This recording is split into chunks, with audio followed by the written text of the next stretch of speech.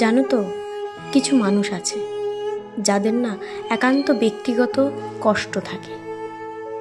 সেই কষ্টগুলো চাইলেও সে কারোর সঙ্গে ভাগ করে নিতে পারে না, চাইলেই কাউকে বলে দিতে পারে না তার কষ্টের কথা। সেই কষ্টের বোঝাটা চিরকাল তাকে বয়ে নিয়ে এগিয়ে যেতে হয় জীবনে। কিছু কষ্টের কোনো এক্সপ্লেনেশন হয় না, কিছু কষ্ট শুধু মনের ভিতরেই থাকে, সেটার প্রকাশও হয় না।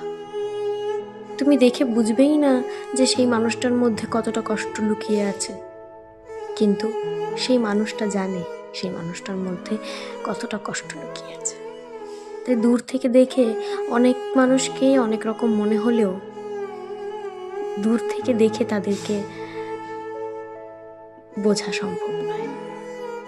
একটা মানুষকে বুঝতে হলে তার কাছে যেতে হয়, তাকে বোঝার মতো ক্ষমতা রাখতে হয়।